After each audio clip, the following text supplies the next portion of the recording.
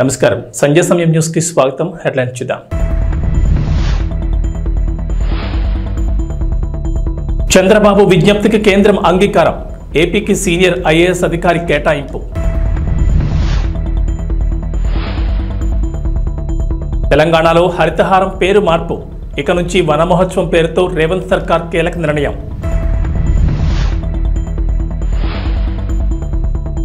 తెలంగాణకు rain alert. పలు జిల్లాల్లో భారీ వర్షాలు, ఎల్లో అలర్ట్ జారీ. కేంద్రంలో అధికారంలో ఉన్న ఎన్డీఏ కూటమిలో కీలక భాగస్వామిగా ఉన్న తెలుగుదేశం పార్టీ తనకు కావలసిన వాటిని సాధించుకుంటోంది. ఈ క్రమంలోనే కేంద్ర సర్వీసుల్లో ఉన్న సీనియర్ ఐఏఎస్ అధికారిని రాష్ట్రానికి పంపించాలని ఆంధ్రప్రదేశ్ ముఖ్యమంత్రి నారా చంద్రబాబు నాయుడు చేసిన విజ్ఞప్తికి కేంద్రం ఓకే చెప్పింది. చంద్రబాబు అడిగిన సీనియర్ ఐఏఎస్ అధికారిని ఏపీకి పంపించేందుకు కేంద్రం ఆమోదం తెలిపింది. కేంద్రంలో విధులు నిర్వర్తిస్తున్న మరికొందరు ఐఏఎస్ అధికారులు కూడా త్వరలోనే రాష్ట్రానికి రానున్నట్లు తెలుస్తోంది. సీనియర్ ఐఏఎస్ అధికారి పీయూష్ కుమార్ ఆంధ్రప్రదేశ్కు తిరిగి వచ్చారు. పీయూష్ కుమార్ను కేంద్ర సర్వీసుల నుంచి రిలీవ్ చేస్తూ కేంద్ర సిబ్బంది మరియు వ్యవహారాల శాఖ తాజాగా ఉత్తర్వులు జారీ చేసింది. కేంద్రంలో పనిచేస్తున్న ఏపీ క్యాడర్ అధికారులను రాష్ట్రానికి పంపాలని ఇటీవలే డీఓపీటీకి ఏపీ సీఎం నారా చంద్రబాబు నాయుడు లేఖ రాశారు. ప్రస్తుతం కేంద్రంలో కామర్స్ అండ్ ఇండస్ట్రీస్ శాఖ అదనపు సెక్రటరీగా పీయూష్ కుమార్ విధులు నిర్వహిస్తున్నారు. ఆంధ్రప్రదేశ్ రాష్ట్ర ఆర్థిక శాఖ బాధ్యతలను పీయూష్ కుమార్కు అప్పగించే అవకాశాలున్నాయి. పీయూష్ కుమార్ మాత్రమే కాకుండా త్వరలో కేంద్రంలో పనిచేస్తున్న మరికొందరు సీనియర్ ఐఏఎస్లను కూడా ఏపీకి తిరిగి తీసుకొచ్చేందుకు చంద్రబాబు ప్రయత్నాలు చేస్తున్నారు. అరెస్ట్ అయ్యాడని ప్రచారం జరిగిన వైసీపీ నేత, ఆ పార్టీ సోషల్ మీడియా కార్యకర్త వైఎస్ భారతి పిఏ వర్ర రవీందర్ రెడ్డి నిన్న పులివెందులలో జగన్ వద్ద కనిపించారు. పులివెందులు వచ్చిన జగన్ను కలిసేందుకు పార్టీ కార్యకర్తలు పెద్ద ఎత్తున క్యాంపు కార్యాలయానికి తరలివచ్చారు. రవీందర్ రెడ్డి మధ్యాహ్నం నుంచి రాత్రి వరకు అక్కడే ఉన్నారు. వైసీపీ అధికారంలో ఉండగా రవీందర్ రెడ్డి గత 2-3 ఏళ్లుగా టీడీపీని, ఆ పార్టీ నేతలను టార్గెట్గా చేసుకుని అసత్య పోస్టులతో సోషల్ మీడియాను ముంచెత్తారు. చివరికి జగన్ సోదరి షర్మిల, వివేక కుమార్తె సునీతను సైతం వదలలేదు. చంద్రబాబు, పవన్ కళ్యాణ్, లోకేష్ పైన అసభ్య పదజాలంతో వ్యతిరేక పోస్టులు పెట్టారు. రవీందర్ రెడ్డిపై ఏపీ, తెలంగాణలోనూ కేసులు నమోదయ్యాయి. సునీత ఫిర్యాదుపై సైబరాబాద్ పోలీసులు కేసు నమోదు చేశారు. షర్మిల కూడా ఆయనపై ఫిర్యాదు చేశారు. ప్రస్తుత మంత్రి మంగళపూడి అనితపై 2 ఏళ్ల క్రితం అసభ్య పదజాలంతో సోషల్ మీడియాలో పోస్టులు పెట్టారు. ఆమె ఫిర్యాదు మేరకు ఏపీ సిఐడి పోలీసులు కూడా కేసు నమోదు చేశారు. వైఎస్ఆర్ కాంగ్రెస్ పార్టీ అధినేత, మాజీ ముఖ్యమంత్రి వైఎస్ జగన్మోహన్ రెడ్డిపై ఏపీ మంత్రి నారా లోకేష్ తీవ్రస్థాయిలో మండిపడ్డారు. ఏలూరు, శ్రీకాకుళం, నెల్లూరు, అన్నమయ్య జిల్లాలో నిర్మిస్తున్న వైసీపీ కార్యాలయాల ఫోటోలను తన ఎక్స్ ఖాతాలో షేర్ చేసిన లోకేష్, ఆంధ్రప్రదేశ్ రాష్ట్రం నీ తాత రాజారెడ్డి జాగీరా అని ప్రశ్నించారు. వైసీపీ కార్యాలయాల కోసం 26 జిల్లాల్లో 42 ఎకరాలకు పైగా భూములను 1000 నామమాత్రపు లీజుకు 33 ఏళ్లకు కేటాయించుకున్నారని ధ్వజమెత్తారు. జనం నుంచి దోచుకున్న 500 కోట్లతో ప్యాలెస్లు కట్టుకుంటున్నారని ఆగ్రహం వ్యక్తం చేశారు. నీ ఒక్కడి భూదాహానికి కబ్జా అయిన 600 కోట్లకు పైగా విలువైన 42 ఎకరాల్లో 4200 మంది పేదలకు సెంటు స్థలాలు ఇవ్వచ్చు. నీ విలాసాల ప్యాలెస్ల నిర్మాణానికి అయ్యే 500 కోట్లతో 25,000 మంది పేదలకు ఇళ్లు కట్టివచ్చు. ఏంటి ప్యాలెస్ల పిచ్చి అని ప్రశ్నించారు. నీ ధనదాహానికి అంతే లేదా అని లోకేష్ మండిపడ్డారు. విజయవాడ కనకదుర్గ అమ్మవారి దర్శనానికి నేడు తెల్లవారుజామున కాలినడకన రాజధాని రైతులు బయలుదేరి వెళ్లారు. పొంగళ్ళు చేసి నిత్తెన పెట్టుకుని తొల్లూరు నుంచి కనకదుర్గ అమ్మవారి గుడికి వెళ్లి అక్కడ తమ మొక్కులు తీర్చుకున్నారు. ఎన్డీఏ ప్రభుత్వం అధికారంలోకి వచ్చి అమరావతి నిర్మాణం సాకారం అవుతుండటంతో తమ మొక్కులను చెల్లించుకోవాలని అమరావతి రైతులు, రాజధాని పరిసర గ్రామాల రైతులు అమ్మవారి దర్శనానికి బయలుదేరారు. ఈ పాదయాత్రలో రాజధాని 29 గ్రామాల రైతులు పాల్గొన్నారు. 2020 జనవరి 10వ తేదీన గత ప్రభుత్వ హయాంలో అమరావతి ఏకైక రాజధానిగా నిలవాలని మొక్కుకునేందుకు ఇదే విధంగా వెళ్లిన రైతులపై అప్పటి జగన్ సర్కార్ లాఠీచార్జ్ చేయించడం, అదేవిధంగా వారిని అడ్డుకునేందుకు దారి పొడవునా రోడ్డుకు అడ్డంగా ఇనుప కంచెలు ఏర్పాటు చేయడంతో పాటు రాయపూడి పెట్రోల్ బంక్ వద్ద అప్పటి జిల్లా ఎస్పీ విజయరావు భారీగా పోలీసులను మోహరించి ఆయనే స్వయంగా లాఠీలతో రైతులపై విరుచుపడ్డారు. నాటి సంగతులను గుర్తు చేసుకుంటూనే నేడు పాదయాత్రగా అమ్మవారి ఆలయానికి బయలుదేరిన అమరావతి రైతులు కూటమి అధికారంలోకి రావడంతో రాజధాని నిర్మాణాలు పునఃప్రారంభం కావడంతో సంతోషం వ్యక్తం చేశారు. ఆంధ్రప్రదేశ్ అమ్మ దయ ఉంటే అన్నీ ఉన్నట్లే. ఈరోజు అమ్మ దయ ఉంది కాబట్టే రాష్ట్రాన్ని అభివృద్ధి పదంలో ముందుకు నడిపే నాయకుడు సింహాసనాన్ని అధిష్ఠించాడు. ఒకప్పుడు ఈ రాష్ట్రాన్ని 3 రాజధానులు ఒక అనాలోచిత నిర్ణయం తీసుకున్న ముఖ్యమంత్రి గారు మమ్మల్ని ఏం పట్టించుకోకుండా నడి రోడ్డున నిలబెట్టినప్పుడు అమ్మకు చెప్పుకుందాం మా బాధనని వెళ్తుంటే ఇదే రోడ్డును మా మీద అన్యాయంగా లాఠీచార్జ్, పోలీసులను పెట్టి అన్యాయంగా లాఠీచార్జ్ చేసి ఒక దమనకాండం చేయించారు. ఆ రోజు మా రక్తాన్ని కళ్ళ చూసింది వైసీపీ ప్రభుత్వం.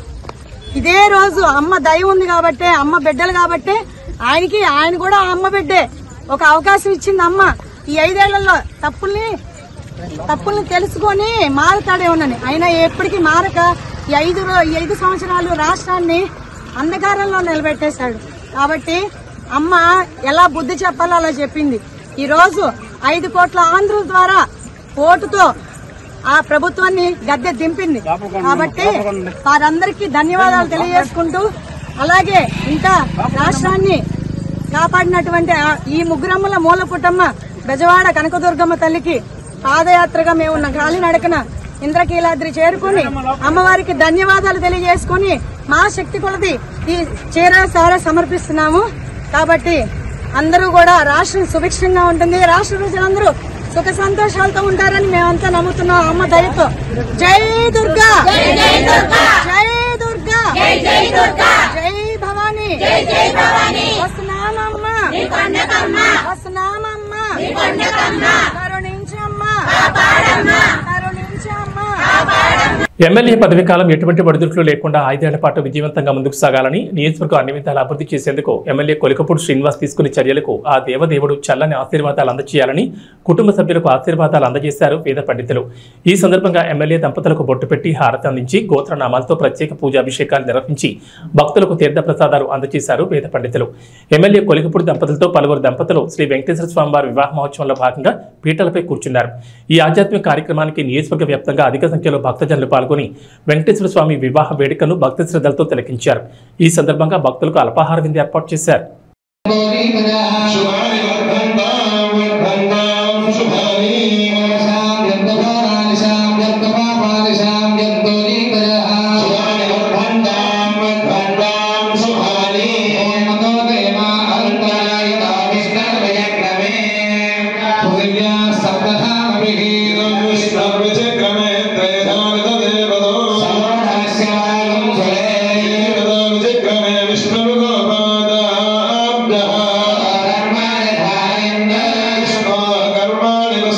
సీఎం రేవంత్ రెడ్డికి మాజీ మంత్రి సిద్దిపేట బీఆర్ఎస్ ఎమ్మెల్యే హరీష్ రావు మరో బహిరంగ లేఖ రాశారు. పార్లమెంట్ ఎన్నికలకు ముందు నుంచి డిమాండ్ చేస్తున్న రైతు రుణమాఫీ హామీ ఓ కొలిక్కి రావడంతో ఇప్పుడు మరో డిమాండ్తో హరీష్ రావు లేఖ రాశారు. ఈసారి గ్రూప్ సభ్యులు నిరుద్యోగుల డిమాండ్లపై రేవంత్ రెడ్డికి లేఖ రాశారు.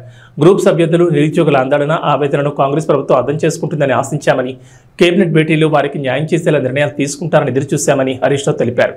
కానీ అందరి ఆశలు అడియాసలు చేసేలా, నిరాశలోకి నెట్టేలా వాళ్ల గురించి ఎలాంటి చర్చ లేకుండానే మంత్రివర్గ సమావేశాన్ని ముగించారంటూ హరీష్ రావు దుయ్యబట్టారు. కాంగ్రెస్ సర్కారు ఏర్పడిన మొదటి సంవత్సరంలోనే 2 లక్షల ఉద్యోగాలను భర్తీ చేస్తామని ఎన్నికల్లో హామీ ఇచ్చారని గుర్తు చేసిన హరీష్ రావు దాన్ని మర్చిపోయారంటూ ధ్వజమెత్తారు. నిరుద్యోగులకు నెలకు 4,000 గౌరవ భృతి ఇస్తామని కూడా హామీ ఇచ్చారంటూ గుర్తు చేశారు. 10 ఏళ్ల బీఆర్ఎస్ పాలనలో వివిధ శాఖల్లో 1,60,000 ఉద్యోగాలు భర్తీ చేసినప్పటికీ కాంగ్రెస్ పార్టీ అంతకన్నా ఎక్కువ ఉద్యోగాలు ఇస్తుందని నమ్మి ఓటేశారని హరీష్ రావు వివరించారు. తెలంగాణ ప్రభుత్వం హరితహారం పేరు మారుస్తూ కీలక నిర్ణయం తీసుకుంది. మొక్కలు పెంచి ఈ కార్యక్రమాన్ని ఇక నుంచి వన మహోత్సవం పేరుతో నిర్వహించాలని డిసైడ్ అయింది. బీఆర్ఎస్ ప్రభుత్వ హయాంలో ఈ కార్యక్రమాన్ని తెలంగాణకు హరితహారం పేరుతో నిర్వహించేవారు. ప్రస్తుతం కాంగ్రెస్ ప్రభుత్వం అధికారంలోకి రావడంతో పేరు మార్చారు. ఉమ్మడి తెలంగాణలో కాంగ్రెస్ అధికారంలో ఉన్నప్పుడు వన మహోత్సవం పేరుతోనే పచ్చదనం పెంచే కార్యక్రమాన్ని నిర్వహించారు. 1950లో ఈ కార్యక్రమం ప్రారంభం కాగా 75 సంవత్సరాలు పూర్తి చేసుకుంటున్న నేపథ్యంలో తాజా కార్యక్రమానికి వజ్రోత్సవ వన మహోత్సవంగా రాష్ట్ర ప్రభుత్వం కొత్త పేరు పెట్టింది. తెలంగాణ వ్యాప్తంగా మొక్కలు నాటడంతో పాటు వాటి సంరక్షణకు సంబంధించిన శాఖలు తగిన చర్యలు తీసుకోవాలని రేవంత్ ప్రభుత్వం ఆదేశాలు జారీ చేసింది. ఈ మేరకు జిల్లా రాష్ట్ర స్థాయి పర్యవేక్షణ స్టీరింగ్ కమిటీలను కొత్తగా నియమిస్తూ తాజాగా ఉత్తర్వులు జారీ చేసింది. జిల్లా సమన్వయ కమిటీకి కలెక్టర్ చైర్మన్ గా వ్యవహరించనున్నారు. ఈ కమిటీలో 10 మంది సభ్యులు ఉంటారు. అలాగే రాష్ట్ర స్థాయి సమన్వయ కమిటీకి అటవీ పర్యావరణ శాఖ ముఖ్య కార్యదర్శి చైర్మన్ గా వ్యవహరించనుండగా 8 మంది ఉన్నతాధికారులు సభ్యులుగా ఉంటారు. పాన్ ఇండియా స్టార్ ప్రభాస్ నటించిన కల్కి 2898 ఏడీ చిత్రం జూన్ 27న ప్రపంచవ్యాప్తంగా రిలీజ్ కాబోతోంది. తాజాగా లాంచ్ చేసిన రిలీజ్ ట్రైలర్ కి అదిరిపోయే రెస్పాన్స్ వచ్చింది. ముఖ్యంగా ప్రభాస్, అమితాబ్ పాత్రల మధ్య సాగే పోరాట సన్నివేశాలు గూస్ బంప్స్ తెప్పించేలా ఉన్నాయి. మరోవైపు కల్కి చిత్రానికి తెలంగాణ సర్కార్ నుంచి గుడ్ న్యూస్ వచ్చింది. ఈ సినిమా టికెట్ ధరల పెంపు, అదనపు షోలకు తెలంగాణ ప్రభుత్వం అనుమతించింది. ఈ నెల 27 నుంచి జూలై 4 వరకు ఈ టికెట్ రేట్లు పెంచుకునేందుకు అనుమతించింది. అంటే 8 రోజుల పాటు ఈ టికెట్ ధరలు పెంచుకునేందుకు వెసులుబాటు కల్పించింది. కల్కి సినిమా టికెట్ పై గరిష్టంగా 200 పెంచుకునేందుకు పర్మిషన్ ఇచ్చింది. సింగిల్ స్క్రీన్ థియేటర్లలో 75, మల్టీప్లెక్స్ లో 100 రూపాయల వరకు పెంచుకోవచ్చని తెలిపింది. అలానే ఈ నెల 27న ఉదయం 5:30 షో కూడా తెలంగాణ ప్రభుత్వం అనుమతించింది. వారం రోజుల పాటు 5 షోలు నిర్వహించేందుకు వీలుగా ఉత్తర్వులు జారీ చేసింది. ఇటీవల కల్కి టికెట్ ధరల పెంపు, అదనపు షోల కోసం అనుమతి కోరుతూ వైజయంతి మూవీస్ తెలంగాణ సర్కార్కి దరఖాస్తు చేసుకుంది. దీంతో తాజాగా సర్కార్ ఈ అనుమతులు ఇచ్చింది. ఓ దశలో హ్యాట్రిక్ విజయాలు నమోదు చేసి సూపర్ 8కు చేరిన భారత్ ఇక్కడ కూడా వరుసగా 2వ మ్యాచ్లో గెలుపొందింది. యాంటిగ్వా వేదికగా బంగ్లాదేశ్తో జరిగిన మ్యాచ్లో 50 పరుగుల తేడాతో విజయం సాధించింది. దీంతో టోర్నీలో సెమీఫైనల్కు చేరువైంది. ఈ మ్యాచ్లో 197 పరుగుల భారీ లక్ష్యంతో బరిలో దిగిన బంగ్లాదేశ్ ఏ దశలోనూ పోటీ ఇవ్వలేకపోయింది. భారత బౌలర్ల దాటికి ఆ జట్టు బ్యాటర్లు తేలిపోయారు. దీంతో ఆ జట్టు ఓటమి ముందుగానే ఖరారైపోయింది. కానీ నజ్ముల్ హుస్సేన్ శాంటో 32 బంతులు 40 రన్లు, తంజీద్ హుస్సేన్ 31 బంతులో 29 రన్లు చేసి జట్టు ఆలౌట్ కాకుండా కాపాడారు. చివరికి బంగ్లాదేశ్ నిర్ణీత 20 ఓవర్లలో 8 వికెట్ల నష్టానికి 146 పరుగులకు పరిమితమైంది. భారత బౌలర్లలో కుల్దీప్ యాదవ్ 3 వికెట్లతో సత్తా చాటాడు. జస్ప్రీత్ బుమ్రా 2, హర్షదీప్ సింగ్ 2, హార్దిక్ పాండ్యా 1 వికెట్ పడగొట్టారు. అంతకుముందు టాస్ ఓడి తొలుత బ్యాటింగ్ చేసిన భారత్ నిర్ణీత 20 ఓవర్లలో 5 వికెట్ల నష్టానికి 196 పరుగులు చేసింది. వైస్ కెప్టెన్ హార్దిక్ పాండ్యా 27 బంతుల్లో అజయ్ హాఫ్ సెంచరీతో సత్తా చాటాడు.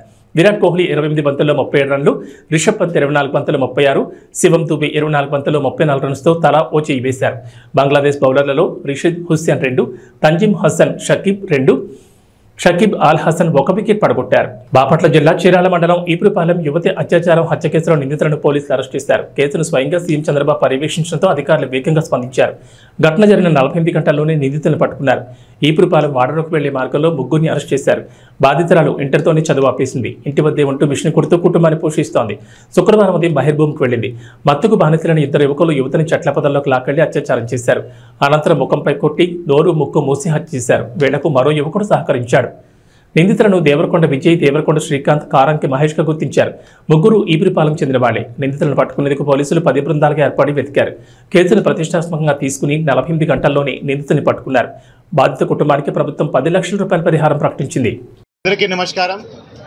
సో నిన్న చిరాల రూరల్ పోలీస్ స్టేషన్ అంటే ఈపురపాలెం పోలీస్ స్టేషన్ పరిధిలో నిన్న ఎర్లీ మార్నింగ్ అరౌండ్ 5:45కి ఒక అన్ఫార్చునేట్ షాకింగ్ ఇన్సిడెంట్ జరిగింది.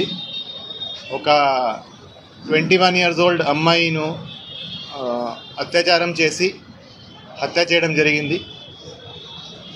అమ్మాయి ఎర్లీ మార్నింగ్ 5:30-5:45 టైంకి బహిర్భూమికి బయట వెళ్ళడం జరిగింది. అక్కడ అమ్మాయిను రేప్ చేయడం, తర్వాత అక్కడే అమ్మాయిను మర్డర్ చేయడం జరిగింది. సో ఈ ఇన్సిడెంట్ మీద ఇమ్మీడియట్గా crime number 169/24 of Chirala rural police station under section 302, 376 IPC కింద కేసు నమోదు చేసి ఇమీడియట్గా ఇన్వెస్టిగేషన్ టేకప్ చేయడం జరిగింది. సో సీన్ ఆఫ్ క్రైమ్ని క్షుణ్ణంగా పరిశీలించడం జరిగింది. నేను కూడా, IG గారు కూడా, అందరూ కూడా సీన్ ఆఫ్ క్రైమ్ని పరిశీలించడం జరిగింది. సీన్ ఆఫ్ క్రైమ్లో ఉన్న అన్ని ఆధారాలు, అన్ని ఎవిడెన్సెస్ సైంటిఫిక్ మేనర్లో కలెక్ట్ చేయడం జరిగింది. అక్కడ క్లూస్ టీమ్ పంపడం జరిగింది. అదేవిధంగా డాగ్ స్క్వాడ్ కూడా పంపడం జరిగింది. సో అవన్నీ ఎవిడెన్సెస్ కలెక్ట్ చేసి ఇన్వెస్టిగేషన్ టేకప్ చేయడం జరిగింది. ఈ కేసును సవాల్గా తీసుకొని, అంటే ఈ కేసులో అప్పటికి క్లూజ్ లేవు, అంటే ఎవరు చేశారనేది మాకు ఎటువంటి క్లూజ్ లేవు. ఈ కేసును అందుకని సవాల్గా తీసుకొని అంత సీరియస్ ఇన్సిడెంట్ జరిగితే 10 టీమ్స్ ఏర్పాటు చేయడం జరిగింది. ఈ కేసు దర్యాప్తు అన్ని కోణాల నుంచి ఈ కేసు ఇన్వెస్టిగేషన్ చేయడం జరిగింది. సో మన అడిషనల్ SP బాపట్ల విఠలేశ్వర్ గారి ఆధ్వర్యంలో DSP Chirala and DSP Bapatla, అదేవిధంగా ఇన్స్పెక్టర్స్ అండ్ సబ్ ఇన్స్పెక్టర్స్ కింద 10 టీంలు ఏర్పాటు చేసి అన్ని కోణాల నుంచి దర్యాప్తు స్టార్ట్ చేయడం జరిగింది. ఇన్వెస్టిగేషన్ పరంగా ఈరోజు సాయంత్రం చిరాల అవుట్స్కర్ట్స్లో హై రెస్టారెంట్ దగ్గర 3 ముద్దాయిలని అరెస్ట్ చేయడం జరిగింది. ఈ 3 ముద్దాయిలు ఈపురపాలెం విలేజ్కే, సేమ్ విలేజ్కి చెందిన వాళ్ళే. A1 Devarakonda Vijay, A2 Karanki Mahesh and A3 Devarakonda Srikanth. So వీళ్ళు ముగ్గురికి ఇంతకుముందు కూడా వాళ్ళ మీద కొన్ని కేసులు, క్రిమినల్ కేసులు ఉన్నాయి.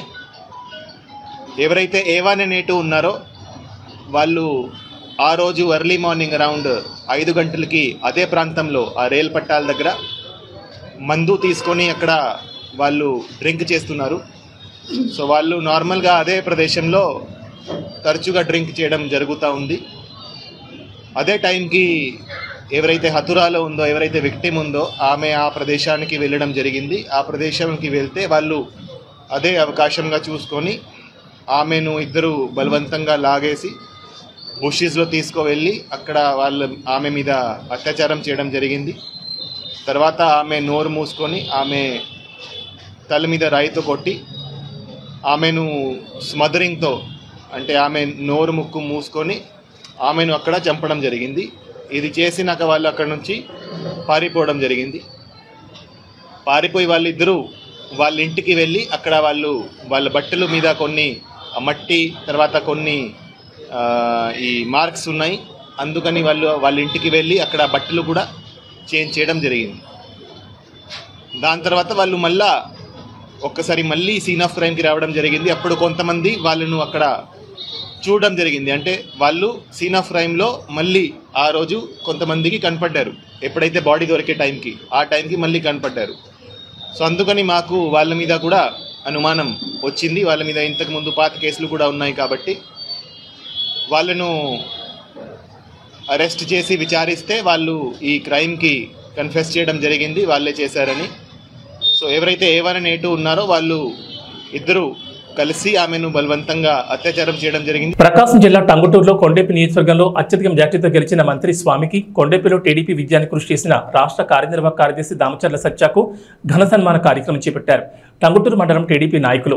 ఈ సందర్భంగా మంత్రి స్వామి మాట్లాడుతూ అసెంబ్లీలో తాను కూర్చుని పోరాటం చేసిన కుర్చీలోనే జగన్ కూర్చున్నాడని, చేసిన పాపాలు అరాచకాలతో మొహం చల్లలేక ప్రమాణ స్వీకారం చేసిన వెంటనే ఆ కుర్చీలో కూడా కూర్చోకుండా ఆయన బయటకు వెళ్లిపోయారని, ఇదంతా దేవుడు రాసిన స్క్రిప్ట్ అని మంత్రి డోలా బాలవీరాంజన స్వామి జగన్ ఎద్దేవా చేశారు. 3 సార్లు ఎమ్మెల్యేగా గెలిపించిన కొండేపి నియోజకవర్గ ప్రజలకు శిరస్సు వంచి నమస్కారం చేసుకుంటున్నానని తెలిపారు. అనంతరం మండల నాయకులు మంత్రికి శాలువాలు పూలమాలతో సత్కరించారు. ఈ కార్యక్రమంలో కామాని విజయ్ కుమార్, బెజవాడ వెంకటేశ్వర్లు, బెల్లం జయంతిబాబు, మక్కరి వెంకట్రావు తదితరులు పాల్గొన్నారు. అద్భుతమైన విజయాన్ని ఇచ్చేందుకు మీ అందరికీ నేను అభినందనలు, ధన్యవాదాలు తెలియజేస్తాను. ఈరోజు ప్రమాణ స్వీకారం చేశారు. సభలో స్పీకర్ని జరుగుతుంటే మొహం చూపించలేక వెళ్ళిపోయేది ప్రతిపక్షం. నిన్న కూడా మీరు పేపర్లో చూస్తుంటారు. కరెక్ట్గా 10 నిమిషాల ముందు ఆయన పేరు వస్తుంది, రంగం లోపలికి వచ్చాడు. ప్రమాణ స్వీకారం చేశాక ఆయన కుర్చీలో కూడా కూర్చోాల. ఆయన సాంసరావు అన్నాడు, నువ్వు పోరాటం చేసి నువ్వు కూర్చున్న సీట్లోకి జగన్ కూర్చోబెట్టామన్నాడు. అంటే అంతకుముందు నేను కూర్చున్న సీట్ ప్రతిపక్షాల్లో జగన్ వచ్చి ఆ సీట్లో కూర్చున్నాడు. ప్రమాణం చేసి కుర్చీలో కూర్చోవాలి సభ్యుడిగా నేరుగా బయటికి వెళ్ళిపోయాడు. అంటే తప్పులు చేశాడు, మొహం జల్లల. దాన్ని ఒక్కటి చంద్రబాబు చెప్తున్నారు, మనకు వచ్చిన విజయంతో పొంగిపోకుండా నిగ్రహించి అభివృద్ధిని, సంక్షేమాన్ని అందరికీ అందించాలి. గతంలో ఎన్నడూ లేని మెజార్టీలు మనకు వచ్చాయి. అంటే సాంప్రదాయంగా మనకు వేసేదానికన్నా ఎక్కువ మంది ఓట్లేశారు. పైకి కనపడకుండా కూడా ఓట్లేశారు. అందరినీ కలుపుకోవాల్సిన బాధ్యత మన మీద ఉందని చెప్పి చెప్పడం జరిగింది.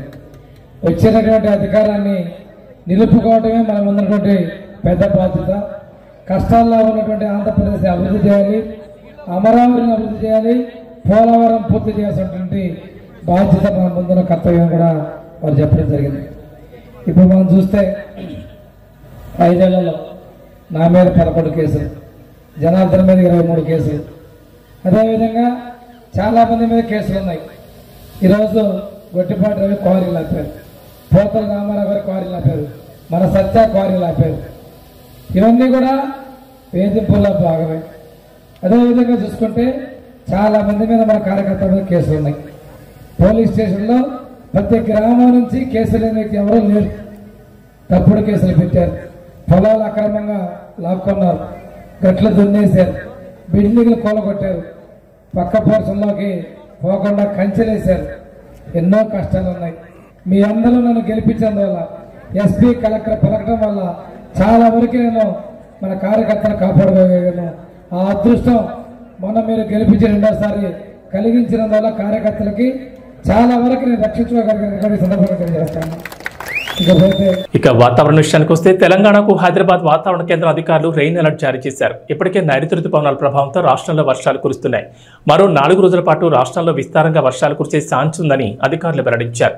పలు జిల్లాల్లో భారీ వర్షాలు, మరికొన్ని జిల్లాల్లో ఓ మోస్తరు వర్షాలకు ఛాన్స్ ఉందన్నారు. గంటకు 30 నుంచి 40 కిలోమీటర్ల వేగంతో భారీగా ఈదురుగాలులతో పాటు ఉరుములు, మెరుపులతో కూడిన వర్షం కురిసే ఛాన్స్ ఉందన్నారు.